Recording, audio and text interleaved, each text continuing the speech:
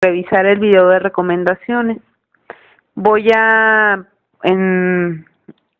poner en este video la actividad número 4 consistente en la parte 1 de la metodología. En este video voy a explicar la teoría y por supuesto trataré de ejemplificar para hacerles más sencillo la tarea que de aquí se desprenderá. Les recuerdo que para todos aquellos que tienen actividades pendientes se tomen el tiempo de reestructurarlas, ya que a partir de que tengan claro su planteamiento, su justificación, podrán trabajar en la metodología. Entonces, por ahí tengo todavía algunos trabajos que me faltan algunas tareas que me faltan de calificar, pero en estos días me comprometo a enviárselos. La fecha de la actividad es del 21 de marzo, una semana, pero debido a estas cuestiones de reestructuración de tareas, bueno, para todos aquellos que tienen que corregir las anteriores, esa fecha pues será flexible. Bien, entonces vamos a abordar el tema de metodología, la explicación de los conceptos que vamos a revisar, los vamos a situar a partir del libro Diseño de Investigaciones Clínicas de Hulley, Cummings, Browner, Grady, Newman, editado en Estados Unidos. Bien.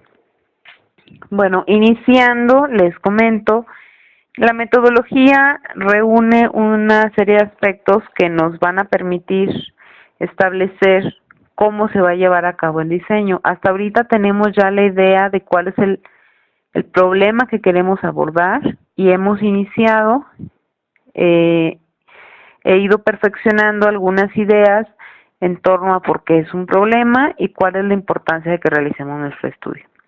Esta parte de metodología nos va a ayudar a tener bien claro, entonces ahora sí, hacia dónde va nuestro estudio, cuál va a ser su alcance y con quiénes vamos a trabajar.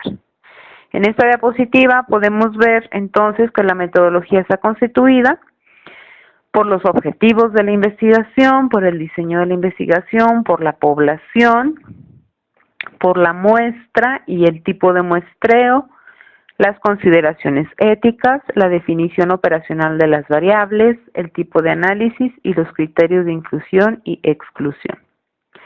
Pueden ver que algunas de estas palabras están en negritas. Las que están en negritas, que son objetivos, diseño, población, tipo de muestreo y criterios de inclusión y exclusión, son los que vamos a abordar en esta actividad. El resto los diseñaremos o los estableceremos en la actividad 5.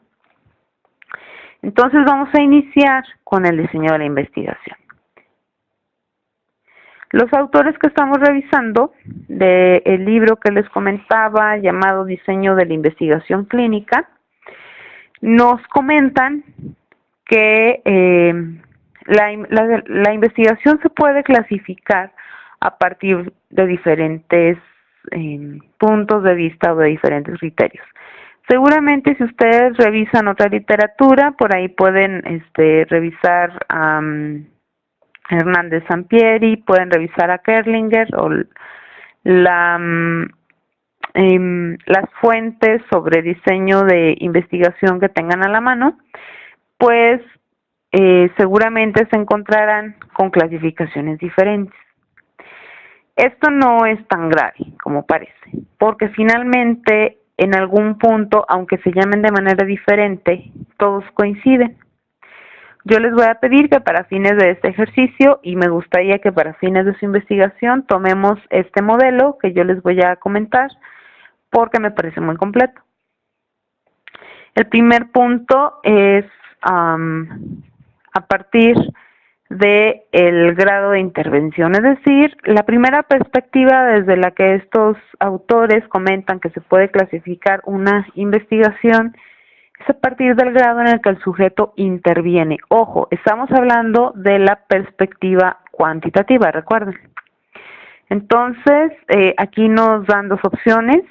Nuestro estudio puede ser observacional o experimental.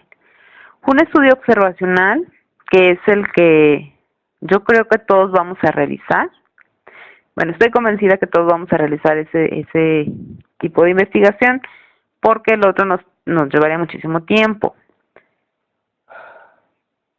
Entonces, el estudio observacional es aquel en el que en el que el investigador se mantiene aparte de los hechos estudiados en los sujetos. Es decir, que solo vamos a ir a medir, solo vamos a ir a observar las características que nos interesan del sujeto, de los sujetos con los que vamos a trabajar.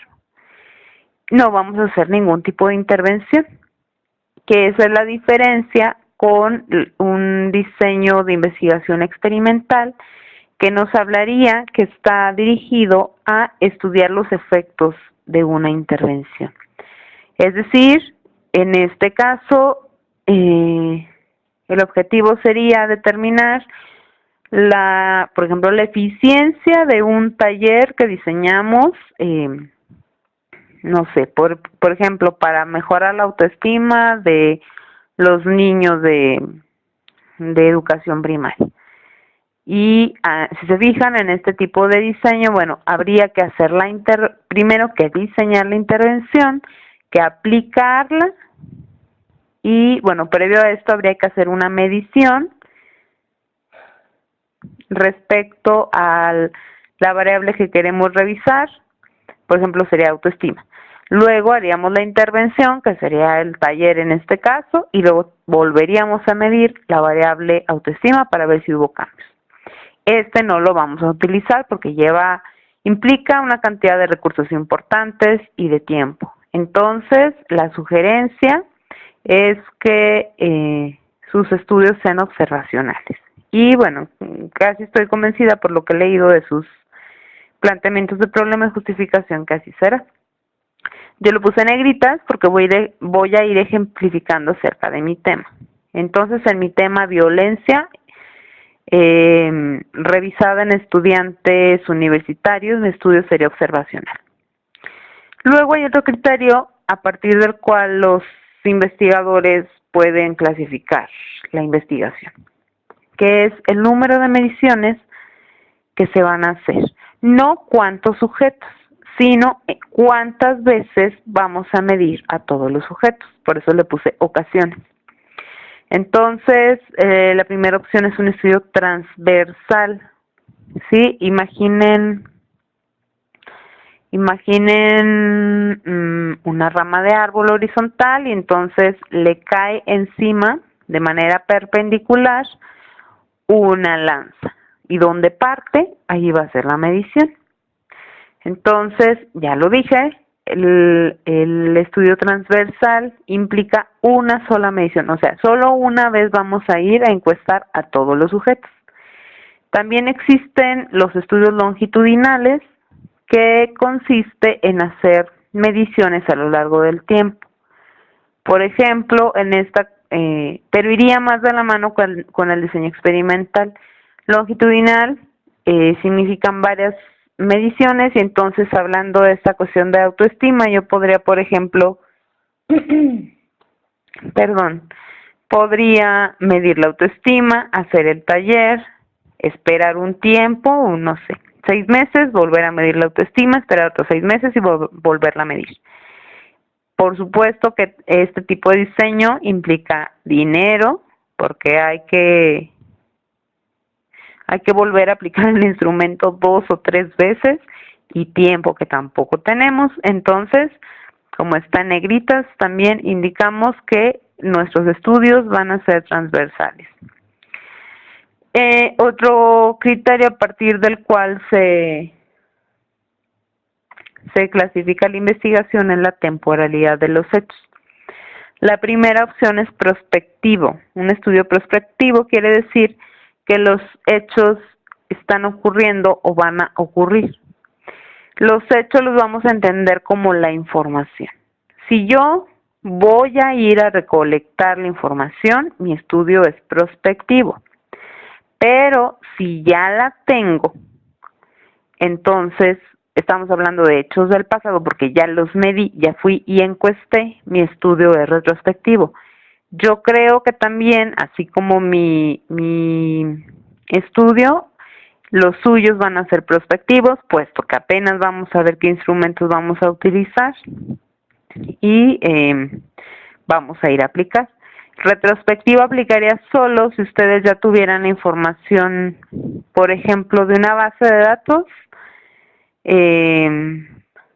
no sé, que los invitaran a algún proyecto de investigación y ya estuviera ahí la información recabada y todo, y nada más los invitaran a dar una nueva lectura, bueno, podría considerarse retrospectivo. Pero, como les comento, les pongo negritas, me parece que la mayoría de nuestros estudios van a ser prospectivos porque nos vamos a tener que ir a encuestar. Y finalmente, otro criterio, no menos importante por estar al final, es la relación que se da entre las variables que vamos a revisar. Cuando vamos a analizar una sola variable, es decir, vamos a explorar los hechos y su distribución en la población. O sea, por ejemplo, yo quiero revisar autoestima y quiero saber cómo está la autoestima en la población de niños, entonces estoy hablando de un estudio descriptivo. Quiero saber en qué edades hay más, en qué sexo hay más, y en general si hay o no.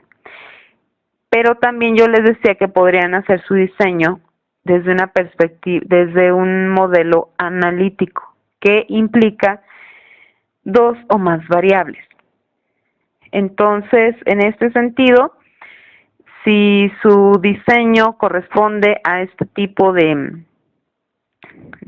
estudio, donde se busca encontrar la relación, por ejemplo, que tiene la autoestima con el haber vivido bullying, por ejemplo, entonces estoy hablando ya de dos variables. Por supuesto, tienen que contemplar que van a necesitar dos instrumentos, porque difícilmente un solo instrumento va a contener las dos variables que quieren revisar. Ojo, por instrumento no me estoy refiriendo a una pregunta donde le preguntamos al niño, ¿ha sufrido bullying? Sí o no. Sería bastante imprecisa hacer esa asociación entre variables. Entonces, al decir instrumentos, me refiero a dos cuestionarios diferentes que tendríamos que aplicar a cada niño. Y bueno, si se decidieran por este tipo de estudio, entonces lo primero que hay que hacer es identificar la variable dependiente y, por supuesto, la variable independiente o variables independientes. En el ejemplo que estoy poniendo de autoestima y bullying, a ver, tengo que pensar yo. ¿Qué es lo que quiero revisar? Si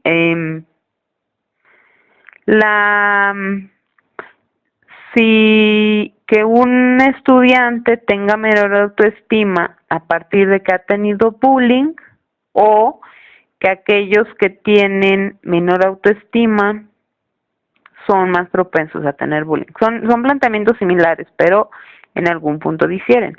Me voy a ir por el que me parece como más claro, que es que se afecte la autoestima de manera negativa en un niño a partir de estar siendo víctima de bullying. Entonces, en este caso, mi variable dependiente será autoestima, porque es la que va a estar en relación con que el niño haya vivido o no bullying, y mi variable independiente será bullying, haber vivido o no bullying. Entonces, este es otro aspecto que se tiene que contemplar.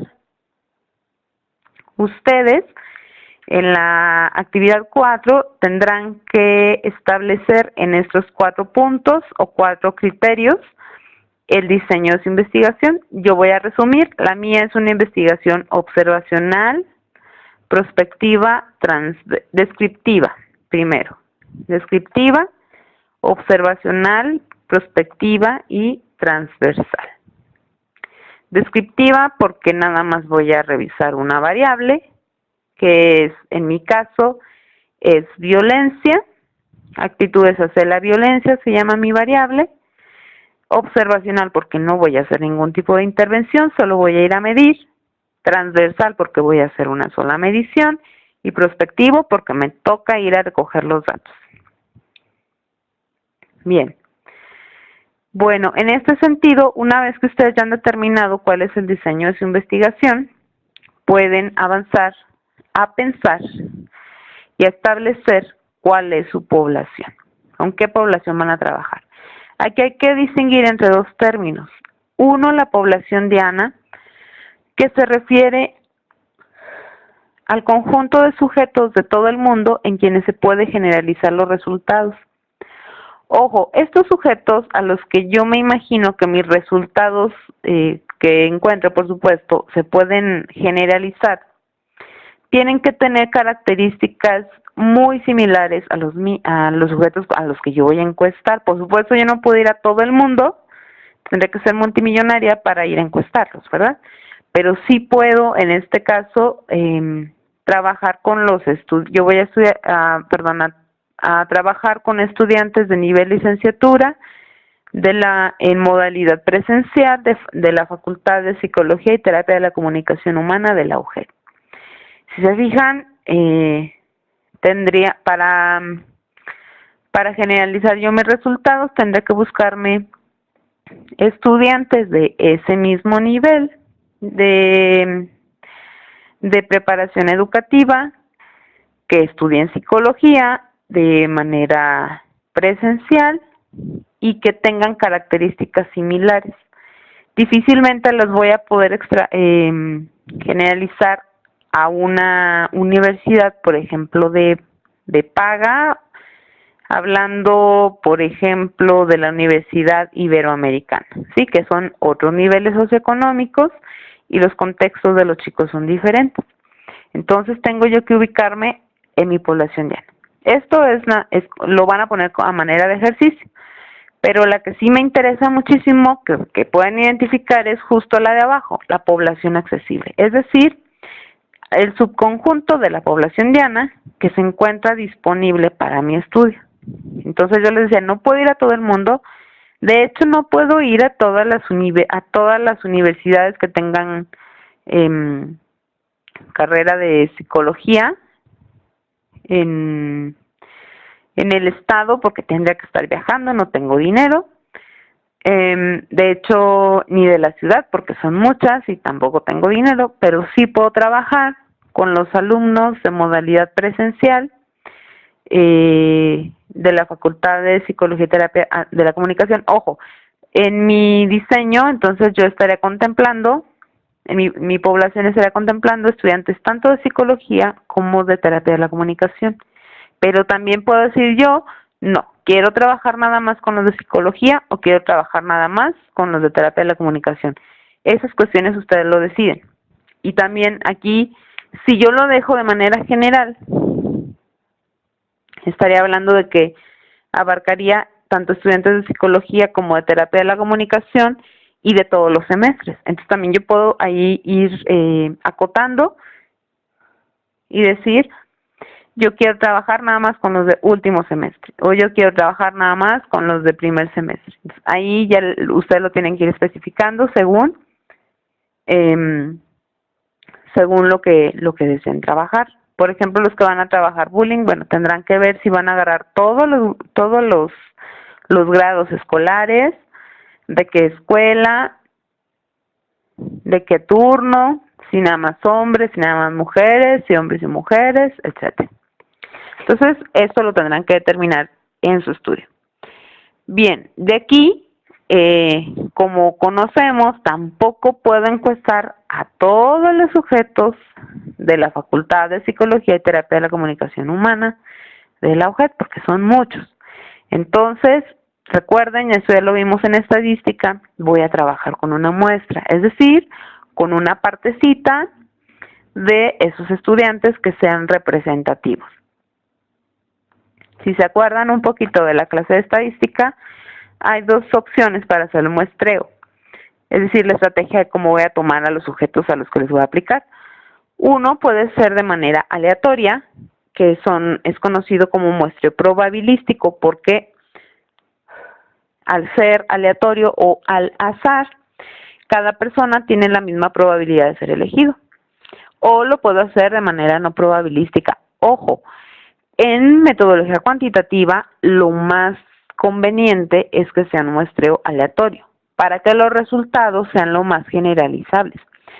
Supongamos que yo por comodidad agarro nada más, no sé, que yo diera clase tanto en psicología como en terapia de la comunicación en un grupo y un grupo. Y entonces yo, porque me es más cómodo, tomo esos dos grupos. Pero ellos no representan en realidad a toda la escuela, porque puede ser que el grupo que yo he tomado es porque yo les doy la clase de psicología social, por ejemplo. Y en la temática de psicología social yo reviso perspectiva de género y yo les hablo mucho de violencia. Entonces, si se fijan en ese supuesto, esos sujetos estarían sensibilizados a la violencia. Realmente, lo más seguro es que estuvieran en contra de la violencia. Pero eso no significa que el resto de los estudiantes de la facultad que no han recibido clases, en ese sentido, no se encuentren, se encuentren totalmente en contra como yo creo que van a salir esos chicos a los que yo les doy clase. O sea, es más probable que en algunas situaciones digan, no, pues es que a veces sí se debe ser violenta, a veces no. Entonces no sería representativo. Por lo cual, lo más conveniente es acudir a los métodos aleatorios o probabilísticos. Ya habíamos visto en estadística que puede ser el muestreo aleatorio de tres tipos: simple, estratificado y por conglomerados. El muestreo simple es cuando digo, de todo mi total, hombres, mujeres de las dos carreras, yo voy a agarrar al azar tantos sujetos. Estratificado, este tipo de muestreo, el simple, es aconsejable cuando vamos a trabajar, por ejemplo, con un grupo que tiene características muy similares y que no está dividido como en grados. Por ejemplo, no sé, que yo voy a ir a encuestar a los de AA y entonces pues no hay jerarquías, o sea, todos son una comunidad y entonces ahí sí podría decir, bueno, por ahí hay un estudio que están proponiendo unas compañeras de ustedes sobre personas que están activas en algún grupo religioso y van a explorar las actitudes ante el aborto, algo así. Entonces, por ejemplo, ese grupo tiene características como similares. No es como que vayan en profesional del grupo religioso, o sea, más o menos todos se comportan de manera similar. Y bueno, pero cuando la mayoría de los casos nos vamos a encontrar con que sí existen grados que sí pueden marcar diferencia entre las personas. Estos grados los vamos a llamar estratos y puede ser por el nivel escolar, puede ser también por el sexo. El muestreo estratificado se utiliza cuando me interesa que una característica de la población quede bien representada. Fíjense, por ejemplo, en la escuela de psicología hay muchísimas más mujeres. Entonces, si yo hago un muestreo aleatorio simple, es más probable que me quede una muestra de muchas mujeres y poquitos hombres. Pero yo quisiera realmente que en mi estudio estuvieran parejos porque los quiero comparar. Entonces, mi primer estrato sería el de las mujeres y el segundo el de los hombres. En este sentido, divido la población en dos partes y luego ya tomo al azar tantas mujeres y tantos hombres para que me quede parejito. O puede ser por grado escolar. De los de primero es un estrato, de los de tercero es otro estrato, de los de quinto es otro estrato, los de séptimo son otro estrato y los de noveno son otro estrato, dependiendo del problema que van a trabajar. Y por conglomerados es cuando la población está distribuida físicamente en diferentes lugares. Por ejemplo, hay unos compañeros que están trabajando en el mismo grupo en El Salto, es una empresa. Y entonces, pensando que fuera un estudio total que revisara las dos partes, un conglomerado sería una sucursal y otro conglomerado sería otra sucursal.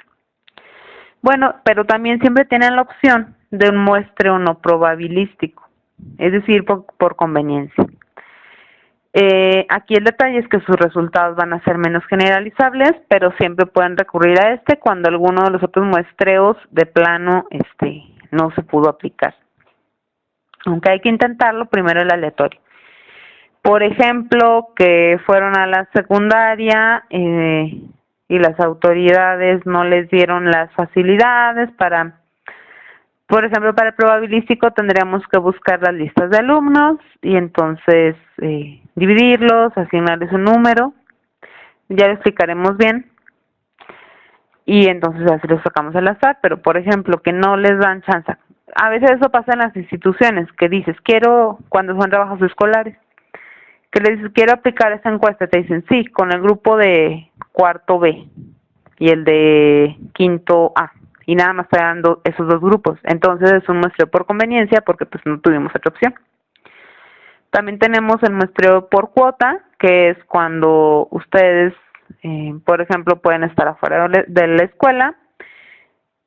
No afuera. Pueden estar, por ejemplo, en el receso de la escuela y entonces, como esa gente que va en la calle aplicando encuestas y hasta que juntan 100, ¿no? No es tan recomendable porque es muy probable que se les sesgue la información. Por ejemplo, lo aplicarían a los grupitos de amigas y entre ellos se parecen. Se agarran 5 grupos 10 grupitos de 5 amigas, más o menos son 50, pero pues entre ellas se van a parecer, pero al resto al que no encuestaron no quedaría representado en su estudio. Y el de criterio, más bien se utiliza para estudios clínicos. Por ejemplo, si yo voy a trabajar depresión con mujeres embarazadas, pues mi criterio es que estén embarazadas. Entonces, voy a buscar los sujetos más convenientes. O si voy a trabajar, no sé, resiliencia en gente que ha tenido intento de suicidio, pero obviamente no lo ha consumado, pues tengo que buscar gente que ha intentado suicidarse. Y va a estar difícil como que si encuestan una secundaria al azar me los encuentre. Entonces esa sería la aplicación del de criterio. Entonces lo más probable y espero que lo más seguro es que trabajen con el muestreo aleatorio simple o certificado, o de plano si en las instituciones no les faciliten la información y les dan nada más ciertos grupos, bueno, sería de conveniencia.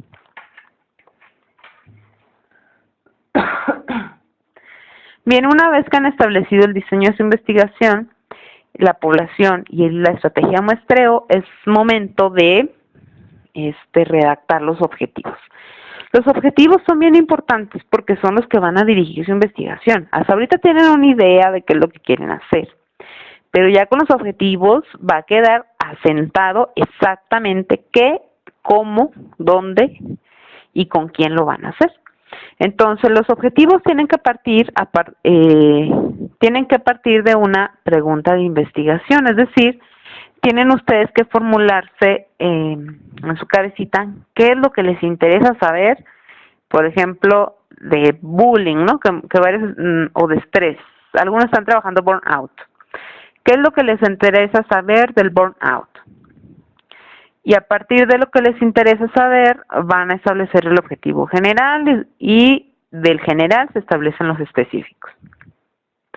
Les voy a dar este ejemplo. Mi pregunta de investigación, cuando yo estoy trabajando temas de la actitud ante la violencia, sobre violencia, mi pregunta es, ¿existen diferencias en la actitud que tienen mujeres y varones sobre la violencia? Porque yo pensaría que los hombres la ven de manera más natural, porque desde chiquitos los enseñan a jugar a las luchitas y a las niñas no.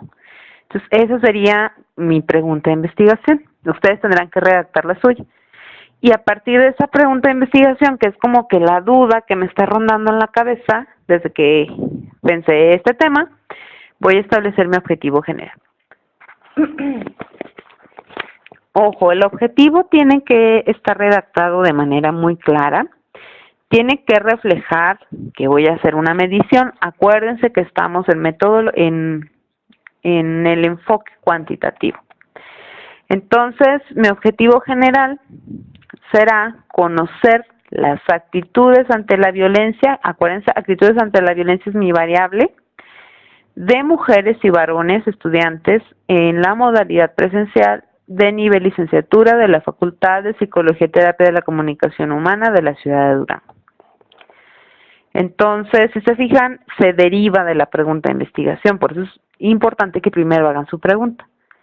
Porque aunque en el objetivo general no estoy yo diciendo, no estoy especificando que quiero conocer las diferencias, pero sí tomo de mi pregunta de investigación mi variable, que es el constructo teórico que yo les he pedido que identifiquen, que en mi caso es actitud sobre la violencia, y el en quiénes, que son mujeres y varones de la Facultad de Psicología y Terapia de la Comunicación Humana. Bueno, el objetivo general se descompone en específicos, pero ahorita lo vamos a ver. Vamos a revisar aquí cómo se construye el objetivo general.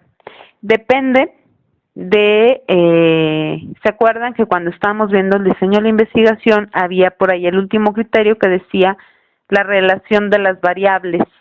Entonces, primero tienen que haber identificado si su estudio va a ser descriptivo o analítico. Quedamos en que creemos o creo que la mayoría de sus estudios van a ser descriptivos, porque ya el analítico implica un diseño más complejo. De hecho, yo les recomiendo que sea descriptivo. Entonces, para un tipo de estudio descriptivo, la manera de redactar el objetivo general es, tiene que iniciar con un verbo subjetivo que vaya de acorde con el nivel de relación de sus variables. Yo les recomiendo que utilicen verbos como describir, observar, conocer o identificar. Luego van a poner su variable principal, que es el constructo teórico que han estado revisando. Luego, en quiénes, que es la población accesible, y dónde. Entonces me regreso, voy a ver si está bien hecho mi objetivo. Mi objetivo dice conocer, sí, estoy utilizando un verbo adecuado.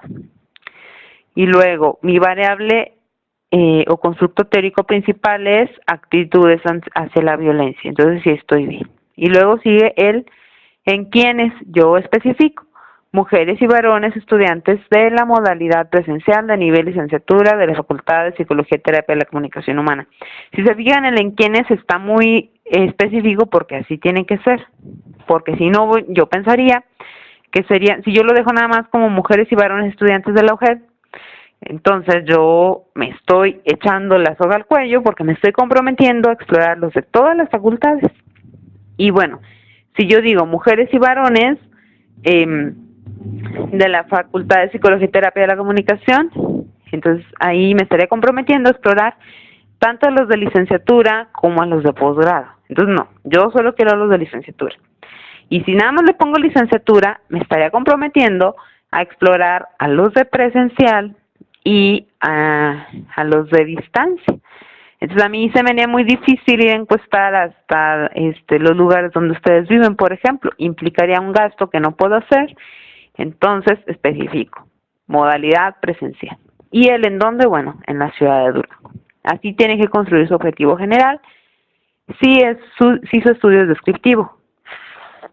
Si su estudio es analítico, si de plano dicen yo quiero batallar, bueno, no batallar, yo me quiero aventar un diseño más complejo, entonces los verbos recomendados para iniciar su objetivo general son determinar, encontrar, identificar, establecer. Si se fijan, estos verbos dan la noción de que algo le van a calcular ya, no solo van a medir, sino van a calcular algo. Entonces podría ser determinar y luego debe de seguirse por una leyenda, bueno, no por una leyenda, por una especificación que explique qué es la relación entre. Puede ser determinar la relación entre y luego mi variable dependiente y mi variable independiente. Por ejemplo, en el caso que yo les decía de autoestima y bullying, puede ser determinar la relación entre autoestima y bullying y síguele en quiénes, en estudiantes de nivel primaria de la escuela tal, en el municipio tal, por ejemplo. Y si se fijan, aquí ya desde el objetivo general vamos viendo que el diseño es más complejo. Entonces sería más o menos una estrategia para redactar el objetivo. Bien, les explicaba que el objetivo general se descompone en objetivos específicos. Es decir, los objetivos específicos lo desagregan. La pista para ver si están bien o mal hechos es pensar, después de que lo redacten, si responden a la pregunta, ¿por medio de qué se llega al objetivo general? Ahorita vamos a ver esa verificación. Bien, para un estudio descriptivo, más o menos estaremos pensando en 4 objetivos específicos. Que, ojo, entre más objetivos específicos tenga su investigación, más análisis van a tener que hacer, porque no se vale poner 10 objetivos específicos y que sus resultados son de 3 páginas. Entonces la investigación no está cumpliendo con lo que prometió. Es como a la novia y al novio, hay que cumplirle lo que se le promete. Entonces, primero, tanto en el descriptivo como en el analítico, el primer paso es, ojo, esos cuadritos que estoy poniendo aquí no son los objetivos ya redactados, son los tips de lo que se tiene que revisar en cada objetivo. Entonces, en el primer específico, siempre hay que revisar las características sociodemográficas de la población, es decir, qué edades tuvieron mis sujetos, cuántas mujeres, cuántos hombres, de qué nivel socioeconómico, dónde vivían, cuántos casados, cuántos solteros, etcétera, etcétera, etcétera. El segundo objetivo irá dirigido a conocer, en un estudio descriptivo, a conocer ahora sí la variable de estudio en mi población. Por ejemplo, la mía será las actitudes de violencia en mi población. En población pensando mi población accesible en general. En los y las estudiantes de nivel licenciatura, modalidad presencial de la Facultad de Psicología y Terapia de la Comunicación Humana. Luego, el tercer objetivo específico puede ir dirigido a identificar si existen diferencias entre pequeños grupos de esa población, por ejemplo, hombres y mujeres, o por semestre, por nivel escolar, o en mi caso, que tengo 2 carreras, entre carreras. Y por último, hay que hacer un objetivo específico dirigido a analizar los resultados a partir de mi marco teórico, de la teoría que estoy revisando. Aquí me va a saltar una diapositiva, ahorita me regreso para ver el ejemplo. Mi objetivo general es conocer las actitudes ante la violencia de mujeres y varones estudiantes de la modalidad presencial de la Facultad de Psicología. Entonces, si se fijan, mi primer objetivo específico está dirigido a, aquí ya está la redacción, describir las características sociodemográficas de los estudiantes de nivel licenciatura de la Facultad de Psicología. Aquí me faltó agregarle algo, ojo, de nivel licenciatura de la modalidad presencial de la Facultad de Psicología y Terapia de la Comunicación Humana. Entonces, sí estoy cumpliendo con el primer tip, que es buscar las características sociodemográficas. Luego sigue explorar mi variable. Sería conocer las actitudes que tienen los estudiantes. Aquí ya no tengo que echarme todo el rollo porque ya sé cuáles estudiantes son. Entonces nada más especifico, conocer las actitudes que tienen los estudiantes ante la violencia física y psicológica. Aquí ya, si se fijan, voy desagregando ya mis términos y ya digo que voy a revisar esos 2 tipos de violencia, nada más, física y psicológica. Y luego, mi otro específico, este es el tip 3, que viene en los cuadritos, que sería ver si hay diferencias. Entonces yo voy a buscar 2 diferencias. Una, identificar si existen diferencias en las actitudes hacia la violencia física y psicológica entre mujeres y varones. Me interesa saber eso. Pero también me interesa saber observar si existen diferencias en las actitudes hacia la violencia física y psicológica entre los y las estudiantes de psicología en relación con los de terapia de la comunicación humana. Sí me interesa saber porque yo pensaría que los de psicología están más sensibilizados, pero ya mi investigación me lo dirá. Y finalmente, mi último objetivo específico, analizar las actitudes hacia la violencia desde la perspectiva de género. Perspectiva de género es mi marco teórico, por eso es. Aquí le puse negrita nada más para acordarme que tenía que decirles eso de la teoría desde la cuestión de su marco, con la que van a analizar sus resultados. Los resultados, ojo, vamos a hacer todo el procedimiento estadístico, por supuesto, vamos a sacar, bueno, ya lo verán cuando trabajemos en el análisis, en el diseño del análisis, pero también lo vamos a discutir. Entonces, por eso estoy metiendo aquí, que desde mi marco teórico voy a revisar los resultados. Se fijan, el verbo aquí ya es analizar. Estoy hablando que voy a discutir, voy a contrastar, etcétera, todo lo que ya conocen. Bien, entonces yo les decía, ¿cómo pueden revisar que su objetivo está bien hecho? Bueno, agreguen el por medio de qué. Aquí yo digo, me regreso objetivo general y lo leo. Y le digo, ¿por medio de qué lo voy a conocer? Por medio de describir. Sí está bien hecho. Por medio de conocer. Sí está bien hecho. Y así me voy para ver si están bien hechos mis objetivos específicos. Bueno, y si su estudio es analítico, por supuesto el diseño se complejiza. Tendrían que revisar, esos son tips. Si se fijan, en el otro había 4 cuadritos y me salieron 5 objetivos. Y en este son 4, pero les pueden salir 8 o 10, etcétera. Entonces, en este caso, igual primero hay que analizar las características sociodemográficas, luego conocer mi variable dependiente. Acuérdense que en el diseño analítico sí hay que distinguir entre variable dependiente e independientes. Luego conocer mis variables independientes, luego determinar la relación que existen entre ellas y luego analizar los resultados a partir de mi teoría.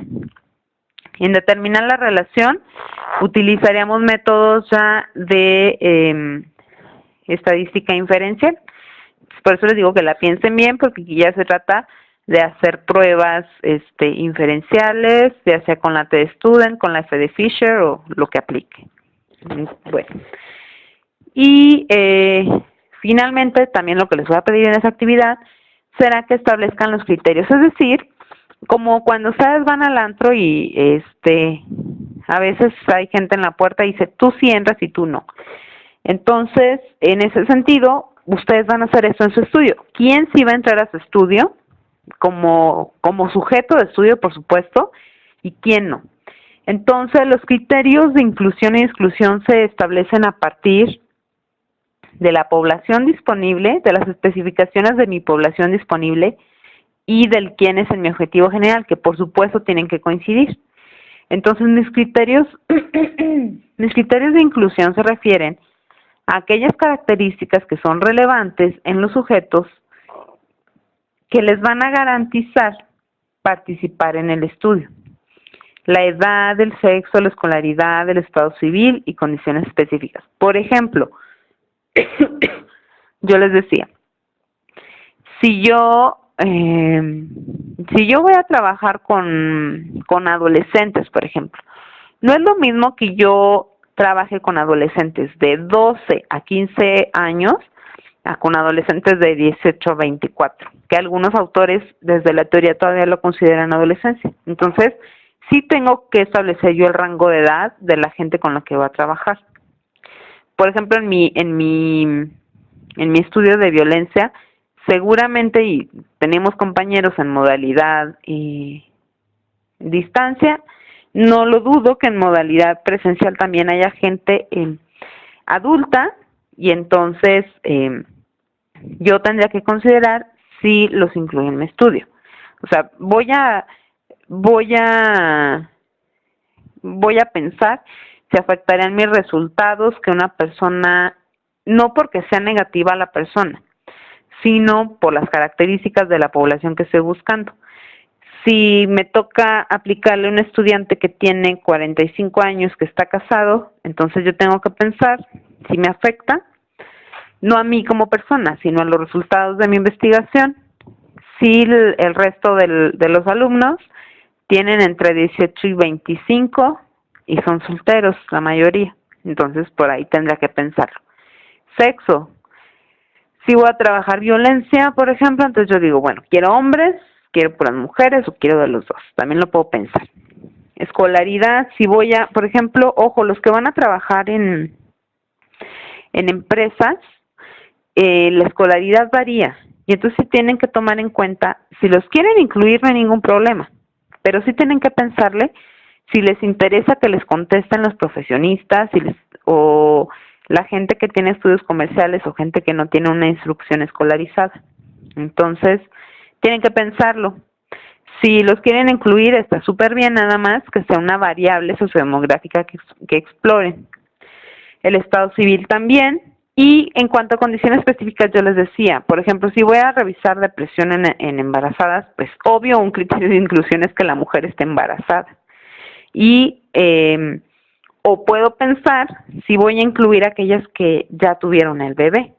¿Qué quiero saber? ¿Las que están embarazadas ahorita, las que ya tuvieron su bebé o las dos? Entonces, ahí tienen que pensar.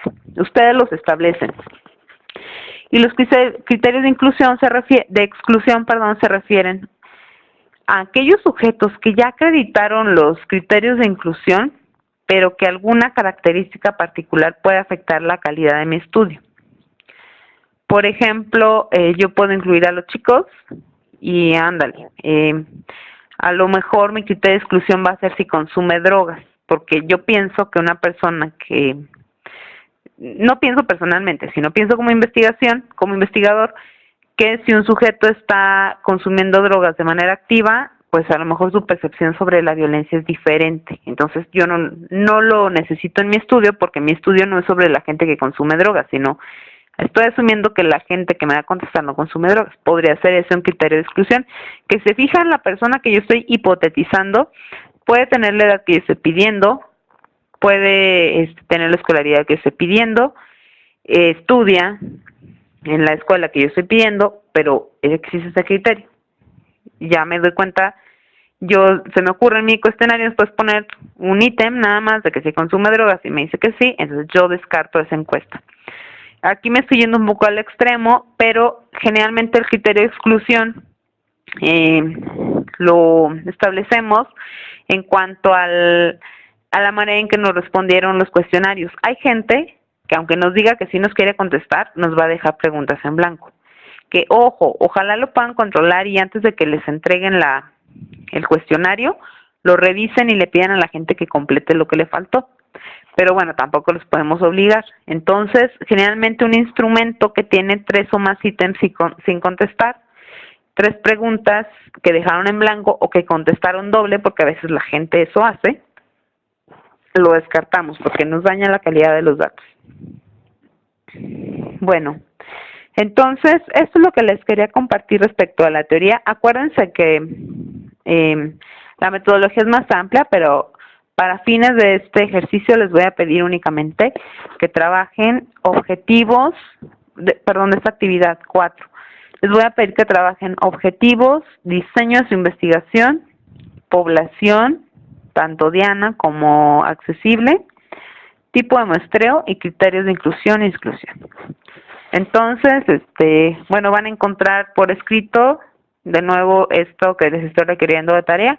Cualquier duda ya saben que está el foro de dudas y me pueden mandar también un mensaje privado. Espero que les quede claro y si no estoy a sus órdenes. Y bueno, chicos, como les comenté, yo tengo un chorro de ganas de que sus investigaciones sean súper buenas. Entonces, vamos a ayudarnos, vamos a hacer cosas padres y bueno, estoy aquí para lo que se les ofrezca. Nos vemos.